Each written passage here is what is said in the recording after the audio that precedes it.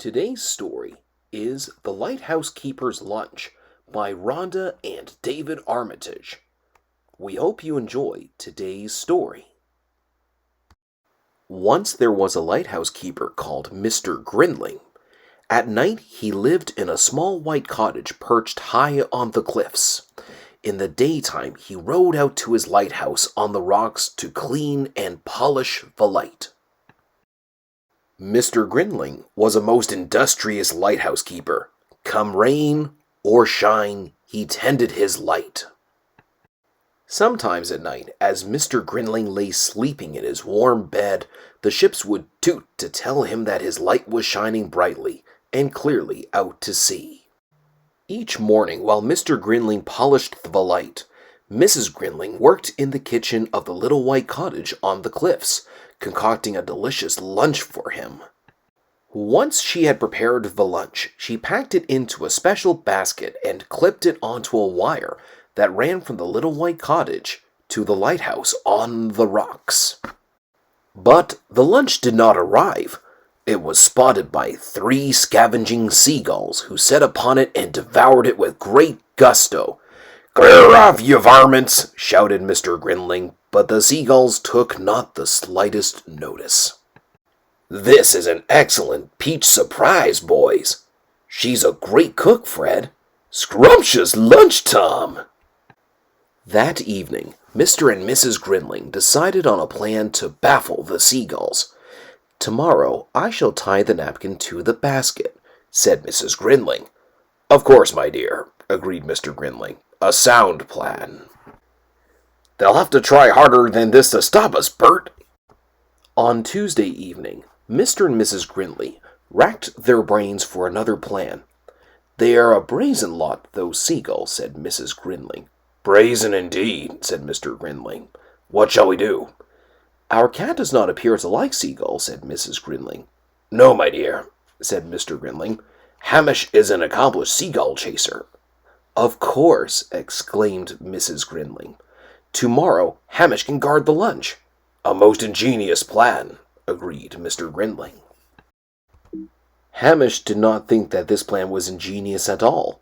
He spat and hissed as Mrs. Grinling secured him in the basket. There, Hamish," said Mrs. Grinling consolingly. "I'll have a tasty piece of herring waiting for you when you arrive home." Sadly, Flying did not agree with Hamish. His fur stood on end when the basket swayed. His whiskers drooped when he peered down at the wet blue sea, and he felt much too sick even to notice the seagulls, let alone scare them away from the lunch. "Pretty kitty like a piece of lobster, Mornay. This food gets better every day, Fred. Aren't you going to chase us, kitty?" Lackaday, lackaday," said Mr. Grinling sadly. "Meow, meow," agreed Hamish pitifully. On Wednesday evening, Mr. and Mrs. Grinling racked their brains again for a new plan. "What shall we do?" said Mr. Grinling. Mrs. Grinling looked thoughtful. "I have it," she exclaimed. "Just the mixture for hungry seagulls." "Indeed, my dear," said Mr. Grinling. "What have you in mind?"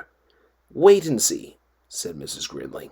"Just wait and see." "Mustard sandwiches," chuckled Mr. Grinling. "A truly superb plan, my dear. Truly superb." On Thursday morning, Mrs. Grinling carefully packed the mustard sandwiches and sent them down the wire to the expectant seagulls. "Yuck! Ugh! On Friday, Mrs. Grinling repeated the mustard mixture. "All right, boys, let's go and have lunch elsewhere." "It's the same as yesterday's lunch, Fred." So, on Saturday, up in the little white cottage on the cliffs, a jubilant Mrs. Grinling put away the mustard pot before she prepared a scrumptious lunch for Mr. Grinling. While he waited for his lunch in the lighthouse on the rocks, Mr. Grinling sang snatches of old sea shanties as he surveyed the coastline through his telescope. And this is what he saw. "No mustard in this lot, Tom." "We'll fly back here for lunch again tomorrow, boys." This is a delicious chocolate eclair, Fred." "Ah, well, such is life," mused Mr. Grinling, as he sat down to enjoy a leisurely lunch in the warm sunshine. And that's the end of our story. Thank you for listening, and we hope you have a fantastic day.